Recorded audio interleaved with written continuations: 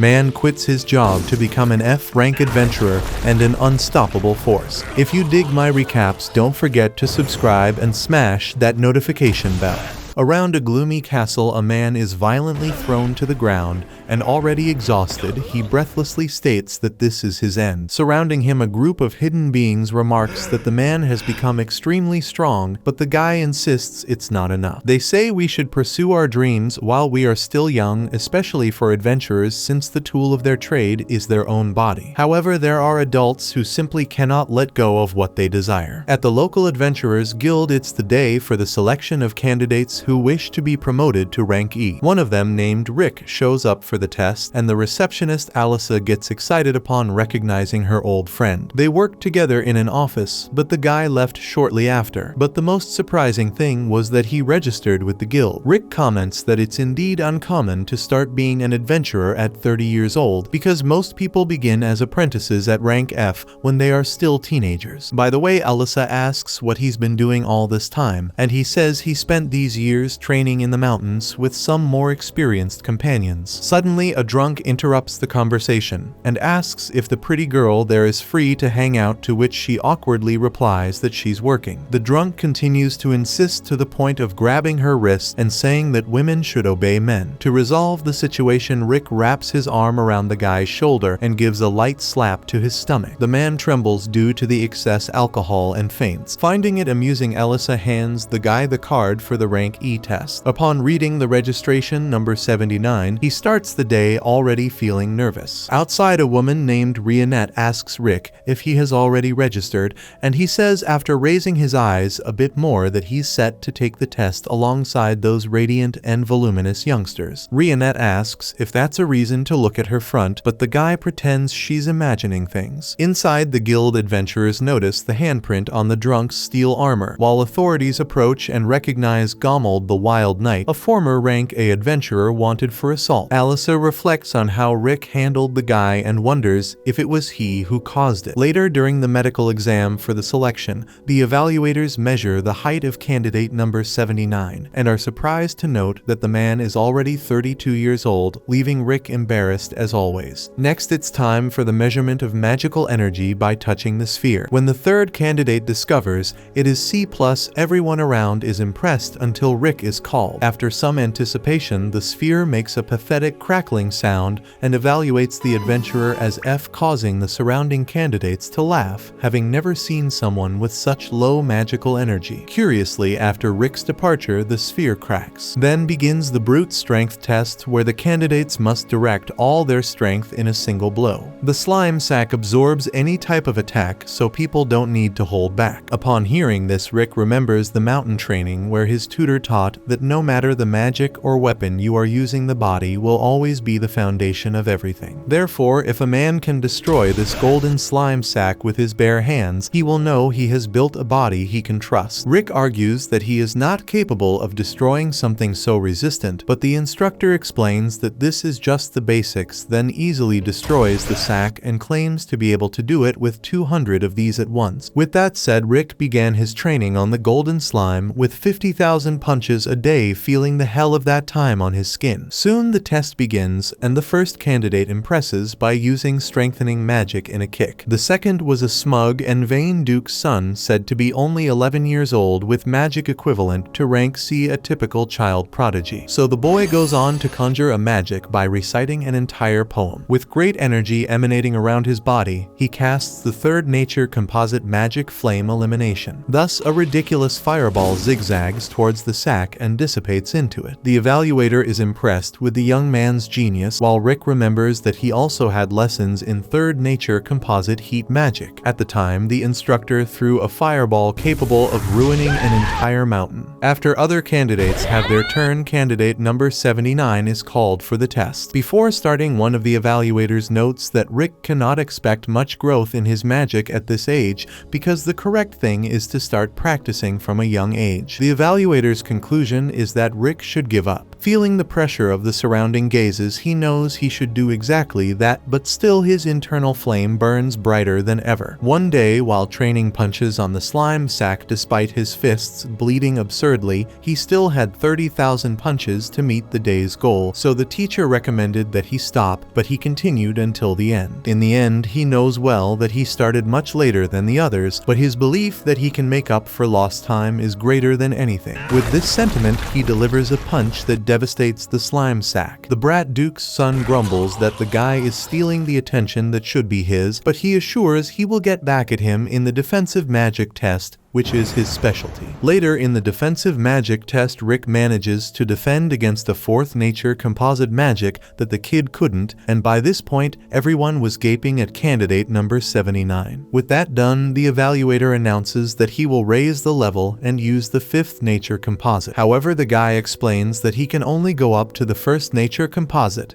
so the instructor believes he is being underestimated and intends not to hold back in this next attack. Soon he conjures a shock cyclone, a level 5 spell, leaving the other adventurers in disbelief at the outcome. Sylvester Elsernia, a first-class knight of the kingdom, hears the explosion from afar and goes to investigate, as such a large blast shouldn't be part of a test. Upon learning what happened, Lord Sylvester thinks someone is playing a joke on him because no F-rank individual should be capable of what was reported. He then reads the profile of candidate 79 Rick Gladiator, aged 32, and is astonished at the man's age. According to the records, Rick worked for 14 years as a receptionist at the Tiger Road Sinquat Guild branch. After the defensive magic test, the protagonist completed the written exam and finished the tests for the day. Later, talking with Rionette, he confesses that he doesn't know if he did well on the first day, especially since he scored an F in magical capacity. As a consolation, Rionette notes that the young man has improved a lot over the past 2 years. Suddenly, a haughty duke's son appears, calling Rick a commoner. Rick tries to remember the boy's name but fails. Furious, the kid says his name is Fried Diamuit, so Rick asks if he needs help finding his parents. Even more upset, Fried cries, saying today was supposed to be his day to shine, but the old man stole his spotlight in the test. Right behind the boy, Angelica, his older sister, scolds Rick for making her little brother cry. In tears, Fried claims the 40-year-old man mistreated him, so Rick tries in vain to convince them that he's in his early 30s. Ignoring everything, Angelica challenges the man to a duel, throwing a glove at his chest. He picks it up and says that while a noble's daughter might not know doing laundry is hard work. As he picks the glove off the ground, Rionette informs him that this gesture symbolizes accepting the duel, leaving the poor guy with no way out. Without delay, Angelica Diamuit, a second-class knight of the kingdom's knights, drags the opponent to the arena to punish the supposedly 40-year-old rascal, as she puts it. Following Philheim tradition, Angelica proposes that the loser must serve the winner until death. Amidst this, Rick asks what the level of the challenger might be, and Rionette believes that a second-class knight of the kingdom is probably rank B, so she asks the young man to go easy on her. Confused, Rick reminds her that he's the rank F in this story. To reassure him, the woman asks him to remember what he trained for in the past years, but the memories make him even more anxious. As a last resort, Rionette reminds the man that he's part of the Orichalcum Fist, the group that prides itself on being the strongest on the continent. With that said, Rick Gladiator stands up again and heads towards the challenger. Full of herself, Angelica claims she'll go easy on the rookie, drawing her sword and casting a spell. Rick analyzed that she's the type of swordsman who strengthens the body and weapons, but she doesn't give him time to delve deeper into his study, using her instant step ability to pass by him with impressive speed, making him hear the blade close to his ear. She claims to have given a warning strike, but even reducing her speed, the rank F couldn't dodge. Laughing at the old man, Fried reveals that his sister is so fast she's known throughout the kingdom as Angelica the Flash. Then she warns that this time she won't miss on purpose and attacks again with instant step. Ironically, as the attacker approached, Rick noticed that she's extremely slow, easily dodging her without any effort. Jaw-dropping, Angelica thought that only a few first-class knights could react in time to this kind of attack, but believes it was pure luck, so she charges at the opponent again. Once more, Rick can't understand how this woman can be so slow with a nickname like that, considering she must be just a rich daddy's girl who became a knight because of her wealthy father. Suddenly, she trips over a stone on the way, spinning through the air until she plants her sword into the wall with force. Not having anticipated her attack, Rick thinks thinks that ability is incredible, putting his tail between his legs again, not knowing she merely tripped and lost her momentum. Angelica doesn't want to lose her composure either, so she pretends she spun on purpose. Next, she announces she'll use an ultimate level instant step, a move that impacts her body so much she can only use it 3 times. Rick acknowledges that she's much faster now, yet still seems like a turtle with a cramp. Despite the failure of this attack, Angelica insists on the same tactic and repeats the move, leaving only one more chance with this ability. Persistently, she maintains the strategy until she trips over another stone along the way. Afraid he won't be able to react in time to this change, of course, Rick strikes the ground, isolating the opponent and creating a crater in the soil. Unable to believe what's happening, Angelica asks who this guy is, and he responds that he quit his job a few years ago to try becoming an adventurer, but he will give his all to pursue this career. With that, to the rookie's surprise, the knight surrenders, using the excuse that she'll let this one slide because he managed to avoid her attacks. Not being a fool, Rick Gladiator asks about the agreement that the loser would become the servant, and Angelica uses the greatest speed ever recorded by her to flee the scene. After the victory, Rionette informs Rick that Bruffston and the others are coming to the kingdom at this moment to see how he's doing, and Rick has only bad premonitions about it. In the next scene, the legend of the warrior who faced the supreme monster Kaiser Alcipiat to conquer a treasure capable of granting any wish called the Akashic Records is told. However, this warrior never managed to defeat that mythical creature, and only some child who dreams of being an adventurer will someday obtain this treasure. This is what the legendary warrior believes. Back in the current kingdom of Philheim, the results of the preliminary tests for rank E are about to be announced, and if the magical energy transmitted to each exam card is blue, then that candidate has passed. Tomorrow, all the approved candidates will participate in a simulated battle in the second stage of the exam. Next to Rionette, Rick Gladiator is tense as another failure could mean his definitive withdrawal, given that he is already past the usual age for this. Soon his card begins to glow and fluctuates from blue to red before finally confirming his approval. Upon leaving the room, Rick smells something awful until a young charmer throws his charm at the beautiful maiden in the room, according to his words. He emphasizes that the noble house of Diamuit governs the people from north to south, and he is the eldest son, Raster Diamuit. The nobleman asks the maiden's name,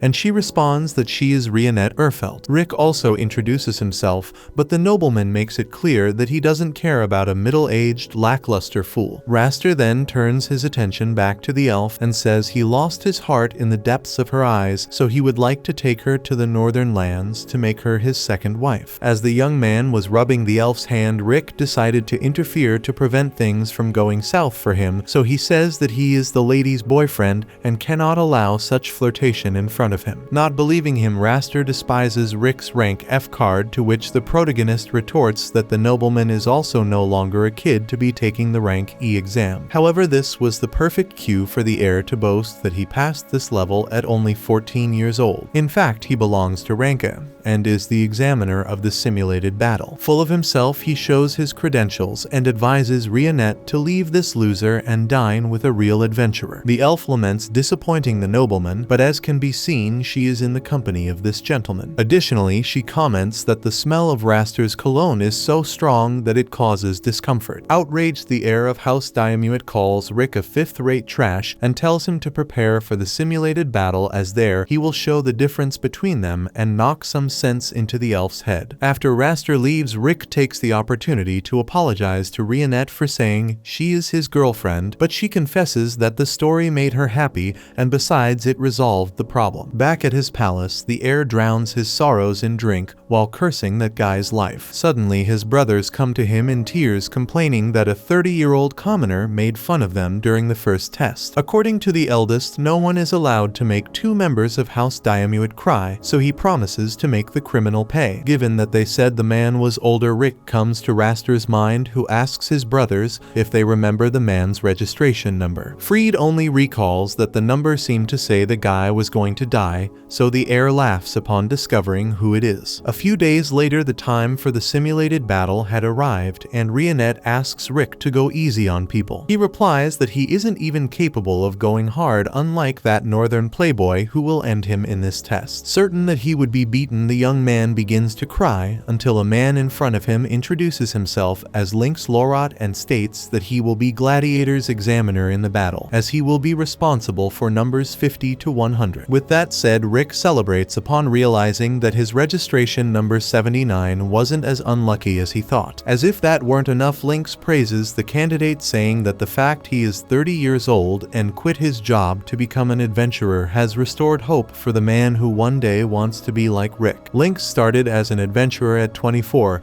and only got his career going after 30. Therefore, he sees Rick Gladiator as an example of determination. Now 40 years old, the examiner intends to fulfill his dream of reaching rank, although it took him almost 20 years to reach B. With that, Rick enthusiastically greets the man, and although Lynx emphasizes that he will not have a favorite candidate in the exam, he invites Gladiator for a drink after the test. Listening to every word from his hiding spot, Raster waits for the examiner to pass by to approach him. After this conversation, Rick seems much more relaxed for the battle, as a huge weight has been lifted off his shoulders. However, one of the organizers enters the concentration room and informs that Lynx Lorot, the examiner for candidates 50 to 100, has suddenly fallen ill. Given the situation, Raster Diamuit will take over these candidates. Rionette had already suspected there would be some problem, considering that Rick ended up crossing paths with the 3 Diamuit sons. Around him, an adventurer laments Raster being the examiner because he is known as the man of 1,000 skills, a genius who rose to ranka at just 17 years old. As if that weren't enough, he has another nickname that's even worse, the Rankaf Crusher, and they say he harasses candidates every year for pure entertainment. Meanwhile, preparing for the simulated battle, Raster begins to show his claws by defeating a candidate with just one spell. According to him, this is the problem with people of humble origins, they aren't even good for a warm-up. Behind him, an elite guard receives the signal. Desperate Rick Gladiator asks what to do now, despite Rionette not understanding the reason for all the drama. The man remembers that the examiner is a rank A who hates him, not to mention all the people who always said he would fail. So Rionette responds that since other people's words can give or take away the confidence of those who hear them, she says that Rick is a strong man capable of passing the test and defeating the playboy with the spoiled perfume. Ever since Rick decided to become an adventurer, all he's done is succeed. Hearing these words, he feels more motivated to continue his journey without much regret. That is until a hooded kid approaches him and asks to read his fortune for free, saying he saw in Rick a man fighting his own demons who needs some clairvoyance. With nothing better to do, the protagonist accepts the challenge and sits in the chair. As he does, he falls into a magical trap and vanishes. The kid then removes his hood, revealing himself to be freed Diamuit. Rionette, furious, cuts the kid's crystal ball in half, blows up the wall behind him in the process, and grabs Freed by the collar to find out where the adventurer has been sent. When he refuses to cooperate, she cuts half of his eyelashes and warns that next time it will be his eyes. Freed panics and admits it's a teleportation spell that reaches 90 yards, meaning the old man isn't far. Rick ends up behind the test area, where he's greeted by an elite guard and his cronies. Realizing this, the rank F adventurer discovers he is indeed being sabotaged by the Diamuit family. The strength of the men surrounding him is equivalent to rank B, meaning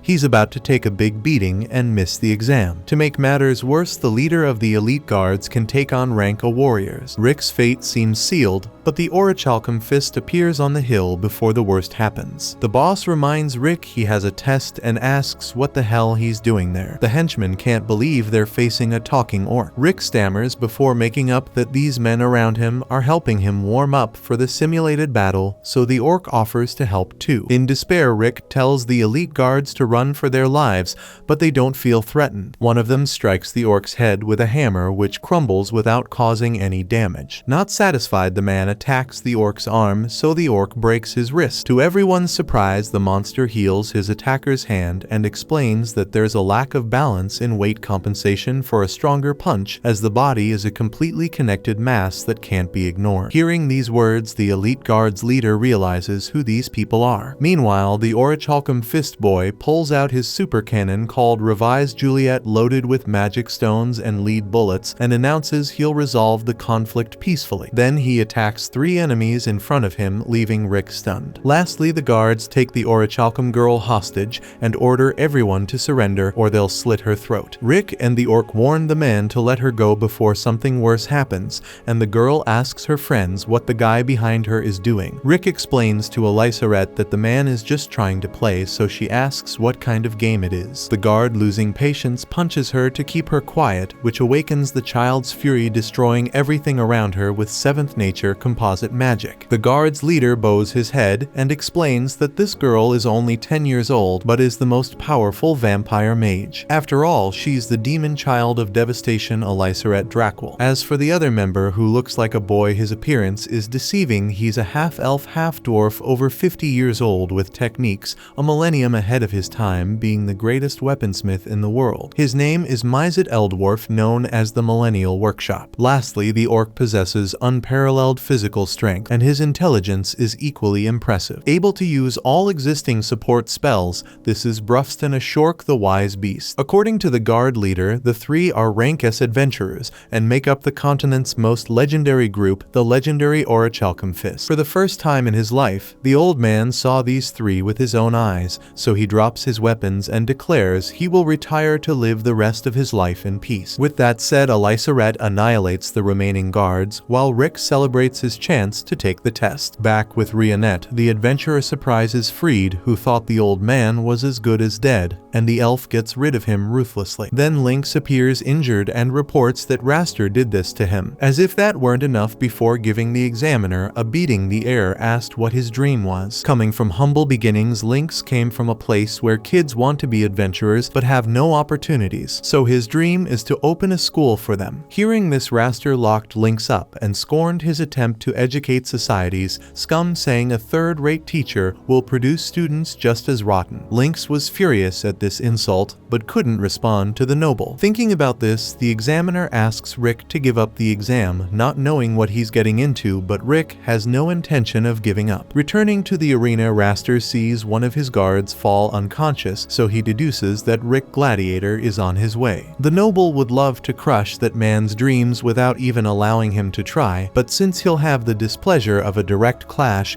he wonders if he can make rank F suffer in another way, like making hell seem like a playground for that guy. While waiting for that moment to arrive, the noble entertains himself by setting fire to the poor souls during the preparation for the grand event. Amidst all this, Adolf observed the training, not expecting much from a rank A. By breaking the 4th wall, he directly teaches us that the 4 great fundamentals of every adventurer are physical strength, body control, mana quantity, and magical control. Together, these stats dictate the power of the person who possesses them. Arnold has the innate ability to visualize the scores of these fundamentals in other people. To prove his point, he compares the status difference between one of the event participants and Raster, who has such an overwhelming amount of mana that it even hurts the young man's eyes. Looking around with his impaired vision, he sees Rick and can't understand what an old man is doing in a test for kids. However, upon analyzing the stats of the man, Arnold's eyes burn more than ever. Upon arriving at the arena, Rionette is approached by the Adventurers Guild receptionist Alice Granger, who tries to strike up a conversation with the elf for some reason. In a corner of the bleachers, Alysaret calls her friend to watch the event near the Orichalcum Fist. Alice is dumbfounded to see an orc in the arena, while Rionette refuses Mizet's proposal to sit near him to avoid being a victim of the elf dwarf's hand. Since it didn't work out with his friend, he tries his luck with Rick Gladiator's former co-worker,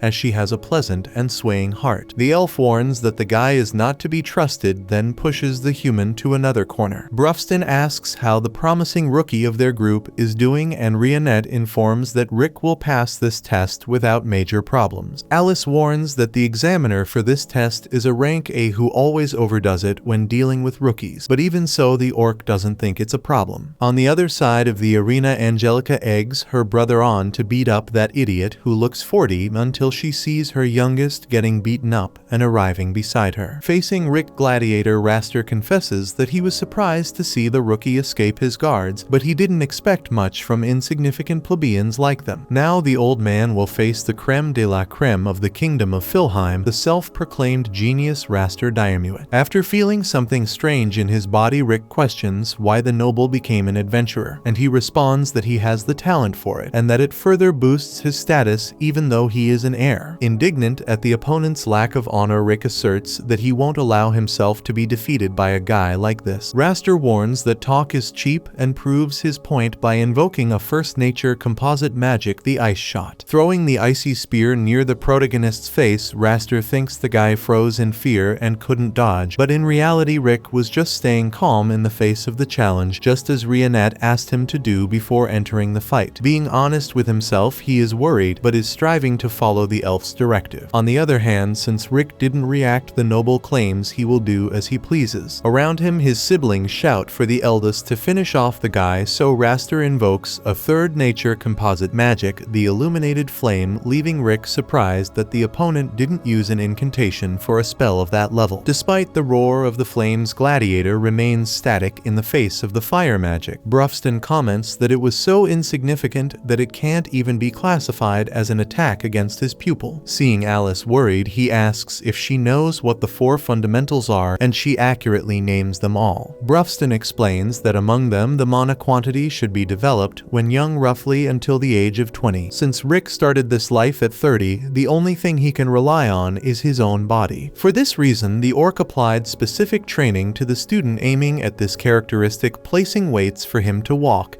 and get physically stronger to compensate for the lack of mana. Meanwhile, Raster conjures the cutting hurricane of fourth nature composite magic and throws it at the examinee. Brufston explains that he taught Rick to develop this body from scratch, while Mizet was responsible for teaching magical control. Elisarette says she just played magic games with Rick sometimes. Lastly, Rionette trained the pupil's body control. By dedicating himself so much to the activities he practiced with the Orichalcum Fist, Gladiator reached the level of an S rank, just like the other members of this organization. At that moment, Raster launches his shock burn, still using fourth nature. Rionette observes that Rick himself doesn't realize the level he has reached, because Brufston made sure to keep the student's feet on the ground like the day the boy couldn't break a rock in half. The orc said even a rank F could do it. In the midst of this, Raster continued applying his sorcery to the candidate with ferocity, despising the third-rate scum that dares to challenge nobility. With all his hatred for the rabble, the rich guy unleashes so many spells that the dust from the explosions fills the arena. Ironically, he admits he went a bit overboard. Regardless, none of this had any effect on Rick, who reappears without significant damage, further irritating the examiner. Consequently, Raster raises the level of the challenge by using physical fortification that boosts his strength and speed. Once again, Rick repels the adversary as if he were an insect, then reflects that he understood Rionette's point about self-control and perseverance. Focusing only on his innate talent, Raster neglected his own development, making him extremely careless despite the enormous amount of mana. With this realization in mind, the rookie declares he will not lose this fight. Even though the situation is not as favorable as imagined, Raster continues to believe that the candidate got away just by luck, so he begins to cast his first enchantment spell, cheering on his siblings in the stands. Using a third composite nature spell, Flame Elimination, Raster hurls a vast layer of flames at his opponent, who easily blocks the attack. This time, Raster can't hide his look of surprise. Mizet explains that Rick used his magic with a high degree of precision to block, because having low mana doesn't mean you can't compensate with excellent self-control. Despite his arrogance, Raster accuses the opponent of being cocky, claiming that all his blocks were pure coincidence. Still confident in his superiority, Raster is forced to use his iron body to take the student's blow, fearing an early demise. Indignant, Angelica comments that her brother is losing to a guy who hasn't even used any physical enhancement. At the same time, Raster finally admits that this guy is stronger than a rank E, but insists that Rick only dodged the attacks by pure luck. Tired of the noble's arrogance, Rick emphasizes the effort it takes for someone not to recognize the opponent's strength, especially since he didn't use any magic in the fight, only his body control. Still skeptical, Raster asks how this guy got so strong in just 2 years considering he's old? Hearing this question from a spoiled rich kid who always had all the opportunities life could offer, Rick feels personally offended. He had endured training where he was trapped inside a dragon's lair until the creature was dead and swam in monster capture fluid until he drowned. Alice asks what this story is about, and Brufston confirms that the guy not only drowned but also died a few other times. However, the orc's healing ability is powerful enough to bring someone back to life if they've just died. This is one reason why Rick is so powerful. After all, he could come back from the dead to continue his body reconstruction training, a regimen not just anyone could undertake. Whether thrown into a precipice or hit by a city-sized rock, Rick could come back to life and continue his training. Raster claims this is all lies because even if such a harsh realm existed, Rick would never have the motivation to go through with it. On the other hand, the novice adventurer asserts that he is just like Lynx, the examiner Raster injured. Despite their age, both still dream big. Disregarding the usual talk about having dreams, the noble questions what the goal is, to which Rick firmly states that he will defeat the world's strongest monster, Kaiser Alcipiat. Freed laughs at this, and his older brother follows suit. Alice remembers that this monster appears in the legend of hero Yamato, and Brufston adds that Kaiser is the final goal of the Orichalcum Fist. Raster says this is a childish dream, a fairy tale that never existed, but Rick no longer has patience for the noble's arrogance and ignores him. Faced with this, Raster promises to end the fight once and for all. He invokes a 7th composite nature spell called Forest Rope, which restrains Rick's movement. Then he recites his most powerful ability of the 8th nature. As a result, a gigantic wooden golem is created, terrifying the event's spectators. Inside the monster's mouth, Raster mocks the adversary's reaction, who was summoning an air shot. However, as he emphasizes, Rick points out that his opponent may have trained the technique he's using dozens of times, but he trained this simpler technique 100 million times. Everyone around thinks this is a lie, but Brufston explains that it's possible with the use of space-time magic. Anyway, Raster still doesn't believe all this talk and completes the conjuration of his most powerful spell, the Divine Impact Yggdrasil. On the other side, Rick uses the simple air shot of the 1st composite nature to confront the golem. Fist to fist, they measure strength, but it's the giant golem that suffers the most, its structure gradually breaking apart until it explodes from the immense pressure from the opposite side. With that done, Raster falls defeated to the ground, and Rick proudly declares that his dream remains intact. After the victory, the Orichalcum Fist praises the pupil's performance, who finally understands that he has indeed become extremely powerful, something he didn't know until then. On the defeated side, Raster is consoled by his siblings until he appears before the Orichalcum Fist. Rick takes the opportunity to mock him, saying that an elite genius was crushed by a lowly commoner. Freed threatens to grumble, but Angelica tells him to stay put. Then Rick adds that he chose a few techniques to practice exhaustively instead of hundreds of useless powers, advising the noble to train a limited number of spells. Unconvinced, Raster warns the student that he will be his examiner in the next promotion test, and when that happens, he will crush the candidate. Finally, he continues to refer to Rick as third-rate and tells him to prepare for what's to come. Freed and Angelica run after their injured brother, but the girl pauses for a moment to greet Rick, something he never imagined possible. Later, the exam results were about to be announced, and the responsible person calls out the numbers of the promoted candidates one by one. Calmly, Rick waits for the numbers to be selected alongside Rionette and other examinees who, unlike the protagonist, were anxious. Meanwhile, Alice eats a meal with the other members of the Orichalcum Fist and asks if it's okay for them to be there before the announcement of those who passed, and they all reply that there's no need to worry. Rionette comments that Rick is calmer than she imagined, and he explains that he was just reminiscing about some things. When he was a child lost in his tales of heroes, Rick read that upon defeating the supreme monster Kaiser Alcipiat, one would gain a treasure capable of fulfilling any wish called the Akashic Records. However, Yamato, the hero everyone believed could achieve this, failed, and stated that only a child dreaming of becoming an adventurer could obtain this treasure and have their wishes granted. Reading this story to his parents, little Rick dreamed of being like Yamato, though his mother thought being an adventurer carried great dangers that could lead anyone to death. In her motherly concern, she wished her son would find another type of work. His father, on the other hand, thought this dream was a childish wish that should be set aside because everyone should seek stable and decent jobs. In school, still a child, Rick discovered he had a very rare ability, but the evaluators couldn't say exactly what this power was. The boy wondered if it was the type of power Yamato had,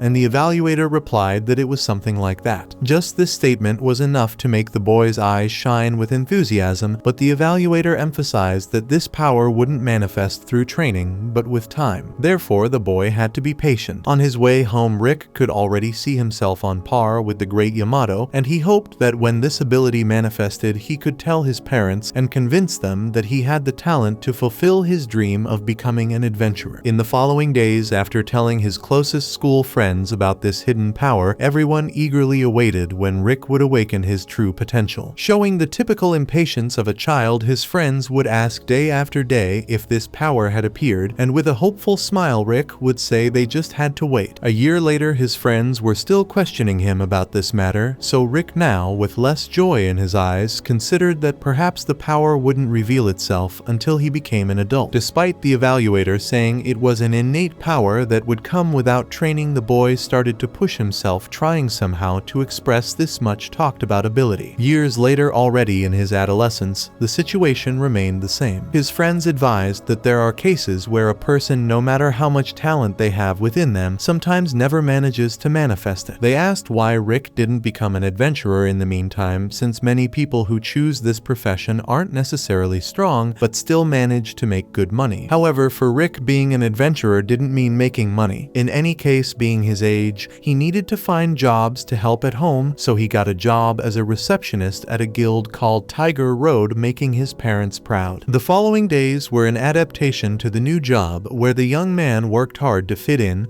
and be a worthy employee of the uniform he wore, though he felt some jealousy towards the adventurers who passed through. In his free time, he continued practicing, trying to manifest the ability he was told he had. But as time passed, he grew older and more stuck in this job, while adventurers constantly passed by, showing their achievements and telling their journey stories. Even his parents, who once had a youthful appearance, were now showing gray hairs. Throughout this time, the Tiger Road receptionist kept his Legend of Yamato book close, though his hope of living the dream died a little each day. One day, Rick paid a reward to an adventurer who exterminated a slime infestation with Tuzazans and Lukes, and was thanked with a "thank you, uncle." Beside him, Alice tried to adapt to the new job and relied on her colleague for most things. Speaking of which, he mentioned that monsters expelled from their lairs had been appearing in the city lately, indicating a new mission. Most of these monsters were low level, so it was likely a rank D mission. In the meantime, Zaid proudly appeared at the guild to show off his new achievement, a rank B medal, meaning he could now make a living solely as an adventurer. Impressed, Rick congratulated his friend, though his voice carried a hint of sorrow. On the way home, the man admitted his frustration at seeing Zaid evolving more and more, while he himself sat in the same chair for 14 years doing the same job as always. At least he had a stable income, which was his parents' wish, but it didn't satisfy his need to do something more. In the midst of this reflection, Rick heard a girl's screams, so he ran to see what was happening. Along the way, a gigantic troll emerged from behind a house, a mid-level monster that didn't usually appear in that place. Suddenly, an elf passed by the monster, so Rick stepped in front to protect her. Seeing that the boy was full of fear, she told him to get out of the way and sliced the troll into pieces effortlessly. She then thanked the human for trying to save her, but made it clear he didn't need to worry because she was an adventurer. As the elf spoke, the moon appeared through the clouds and shone intensely, illuminating the imposing figure of Rionette Elfelt. Walking alongside the elf, the two introduced themselves, and Rick thanked her for the help, also asking if her rank was B, as he had seen her unusual strength. When Rionette said no, the man was startled to imagine he was in the presence of a rank A adventurer, but she wasn't part of that category either. In fact, showing her medal, Rionette proved to be rank S. At this moment, Rick almost went crazy because adventurers of this level were removed from the guild's records for being too strong, strong, and they could only be supervised by the main office. Having met someone of such a legendary degree, Rick asked if he could ask a strange question, but requested the elf not to laugh. In her defense, she argued she hadn't laughed since she was 8. So Rick proudly declares that his dream is to become an adventurer and defeat Kaiser Alcipiade, and that he has an innate ability that has never manifested. He wants to know if he can reach rank S, even though he's starting the profession at 30 years old. Rionette points out that the boy has courage, which is essential for this field, but she reminds him that mana development happens when one is young, which isn't his case. Therefore, she dismisses any possibility of Rick Gladiator succeeding in this profession. Pretending to be okay, Rick feels confused and thanks the elf for freeing him from this youthful dream, but at least he met such a wonderful person whom he would love to go out with any day to eat something. Even though he said it impulsively, Rionette accepts the invitation and arranges to go out with the human the next day. Back at work, the guy was pure motivation with his mood through the roof. Zaid comes asking for his first rank B job, and Rick hands it over as if the adventurer were the winner of the neighborhood raffle. After all, the guy is going out with a beautiful girl, which means his life isn't total trash according to his own words. However, his plans fall apart when people start shouting about the appearance of monsters. Worried, Rick runs to the meeting place with Rionette, but realizes his concern is unfounded because the area around the elf has turned into a cemetery of creatures. As more enemies approached, Rionette Elfelt used her cleaving blade ability and made all the monsters into pieces. After exterminating the opponents, the elf is overwhelmed by a vision of a hell where she was attacked by the shadows of an evil dragon. This leaves her out of action for now, so when another monster appears, Zaid shows up to prevent the guild receptionist's death. Besides him, other adventurers who usually take jobs on Tiger Road join the adventurer after responding to an emergency guild mission. Together, the warriors eliminate the threat, making Rick feel a pang of envy seeing what an adventurer can do. Still, Rionette, having somewhat recovered, warns that a dragon is nearby and that this team won't be enough. She knows this because when she feels a dragon's magic, she loses control of her own magic. Soon, the winged beast appears in the sky, so Rick understands the cause of the monster's flight. When the dragon lands and looks directly into one of the adventurer's eyes, the man panics and attacks with a burning shock, which, although it doesn't cause any damage, provokes the creature's fury that, with a single flap of its wings, throws all the humans to the ground. Zaid knows everyone needs to flee as they have no chance against such an enemy. However, despite the group's attempts to get away, the dragon raises a barrier around and traps everyone close to him. Zaid tries to break the shield with his axe, but the magical protection is too strong. Faced with this, the man is sure he's going to die today. However, to everyone's surprise, Rick Gladiator steps in front of the others. Nervously, he explains that if they're all going to die anyway, he'd rather go down fighting to die as an adventurer since he couldn't live as one. Though he had given up on the dream, the truth is Rick's blood still boils inside, and this boiling was more than just the hope of fulfilling his desire. With that in mind, Rick throws a stone at the dragon to vent this feeling, while Zaid rallies his colleagues not to leave the receptionist alone in this. Soon, the fake Chun-Li takes the front line, while the mage fires his cutting hurricane. Finally, Zaid takes advantage of the distraction to hit his axe on the monster's snout, but besides having no effect, the dragon now prepares to use its breath. Anticipating this, Zaid covers the entire team with iron body. However, although he saved everyone from becoming toast, the group members suffer the impact damage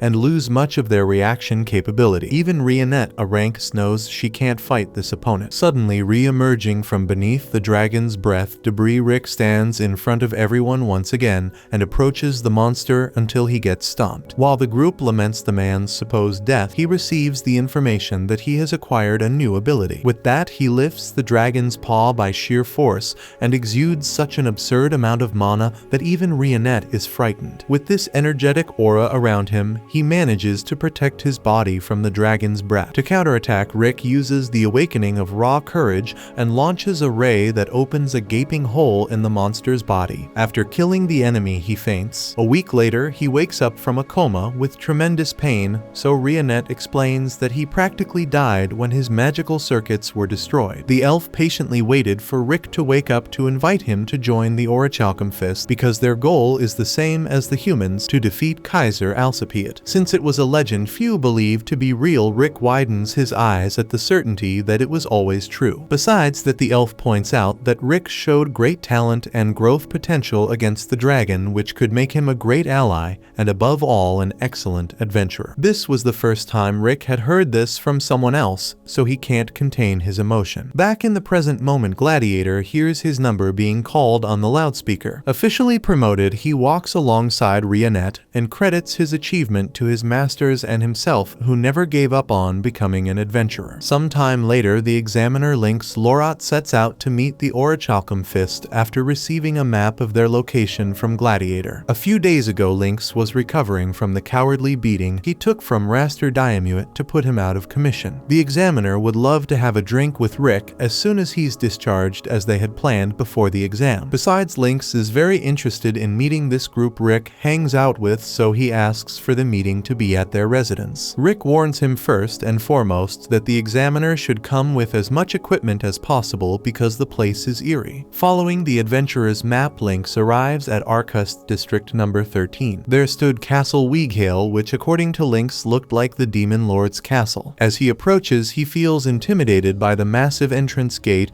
Taking a while to notice, there's a much smaller door granting access to the interior. Upon ringing the doorbell to call the residents, the large gate opens and Rick welcomes the visitor. Inside the daunting wall, the place was wonderful and gave a unique sense of peace. No wonder, as no monster dares approach the domain of the orichalcum fist. Hearing this from Rick, Lynx questions why he had been asked to wear so much armor to enter if there are no threats around. The adventurer explains it's to keep his friend from ending up in a coffin. Soon they enter the house and are greeted by Rionette. Lynx feels honored by the presence of the elf who helped him so much during his rank promotion exam. Behind Rionette, a little girl waves at Rick, leaving Lynx puzzled about having a child in this peculiar environment. Nevertheless, he would love for his daughter to grow up as healthy and happy as this girl seems. That said, the child casts a 6th level spell on the visitor, simply saying kaboom, and Rick has to save the man's life at the last moment. Obviously, the adventurer scolds Alycerette, something he's done 1,000 times before for the same reason, casting spells inside the castle. The vampire complains that Rick doesn't play with her anymore, as if it were his fault. Maintaining her composure, Rionette threatens to deduct from Alycerette's food allowance to pay for house repairs, prompting the girl to throw herself at the elf's feet begging for mercy. Rick sighs and asks the visitor for a moment to give the child, affectionately nicknamed Alice by the residents, some attention. Rick knows the little rascal will cause trouble again if left alone. Meanwhile, Rionette makes Lynx feel at home,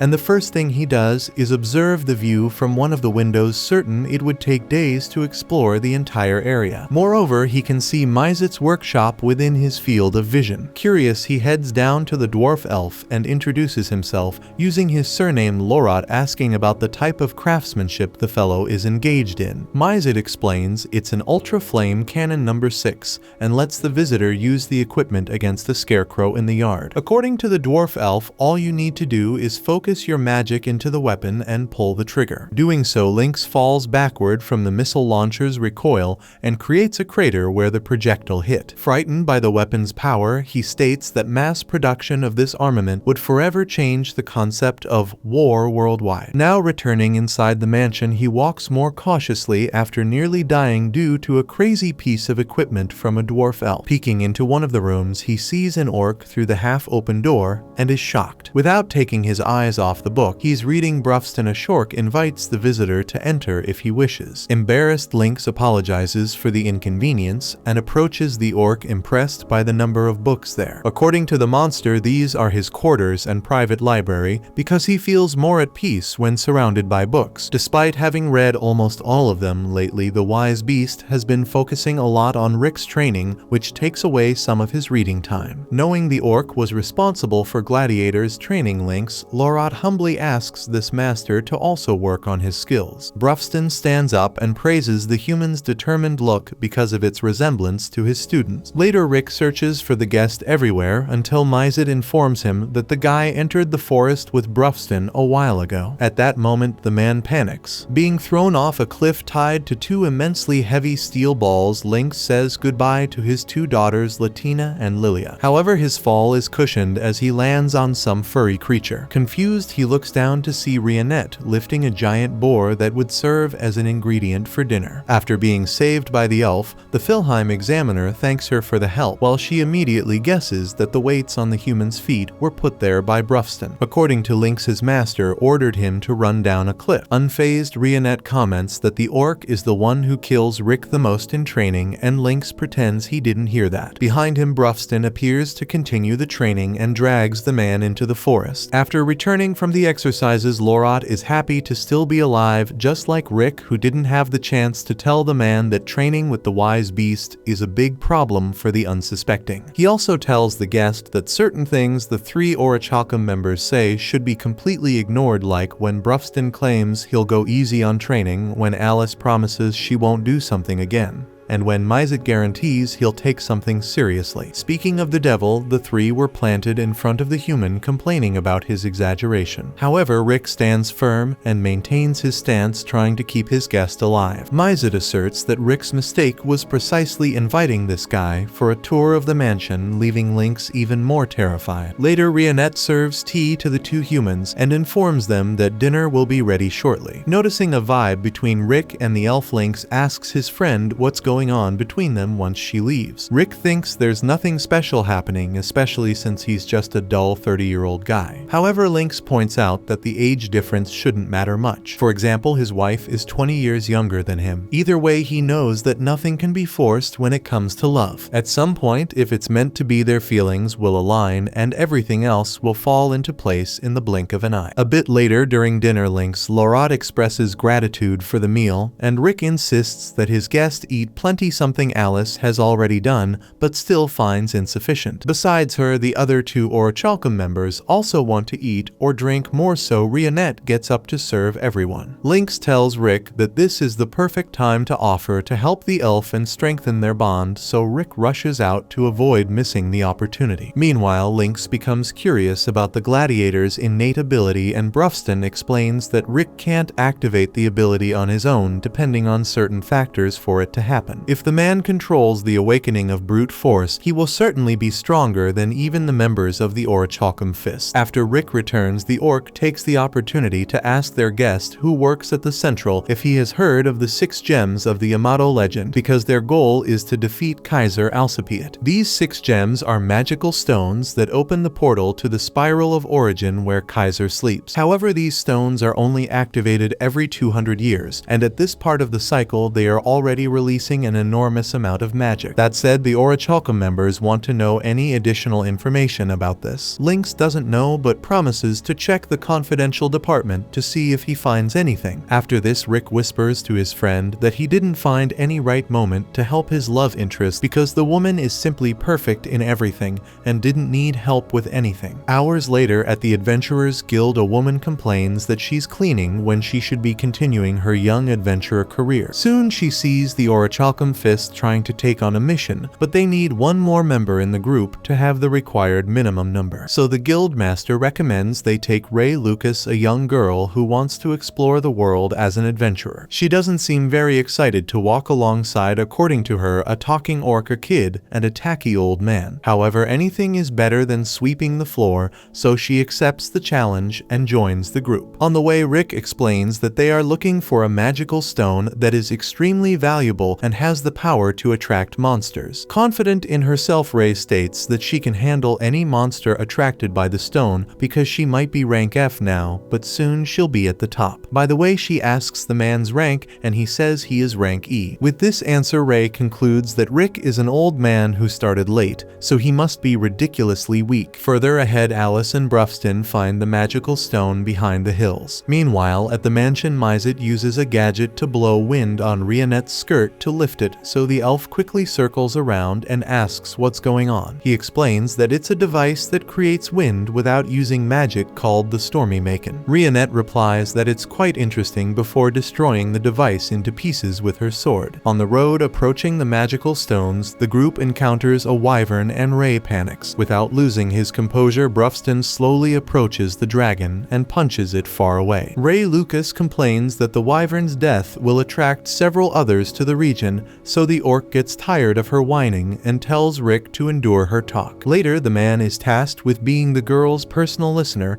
until they see dozens of dragons being slaughtered ahead, where Brufston and Alice were killing each one of those winged beasts. However, a red wyvern and even stronger dragon race had circled around and landed in front of the two humans. As usual, Ray gives up on life and sits down, so Rick asks her to run. Not wanting to act like a coward, Ray changes her mind and decides to face the wyvern alongside her companions like Yamato would. Being a huge fan of the legendary adventurer, Rick accepts the proposal and asks the girl to provide support. With this, she prepares a first nature composite spell, but Rick jumps ahead and smashes the beast's head with one hand. The next day, upon returning to the guild, the girl is acting strange because of everything she witnessed yesterday, and the guild master understands why. The Orichalcum Fist is known for bringing trouble wherever they go, considering they are the most powerful Rankus group on the continent. For this reason, the master believes that Ray Lucas should be content with activities that align with her limitations. However, Ray is motivated to reach the level of those adventurers and do amazing things like they do. Speaking of which, the Orichalcum displays one of the 6 gems, the Crimson Flower, on their table, after finding it at the bottom of the wyvern's nest. By using the magic resonance of this stone, they will be able to find the other gems. With this intent, Mizet uses his earth mapping ability, opening a map that points to Heractopia, a country known for its Colosseum, where combat arts make the fame of this nation.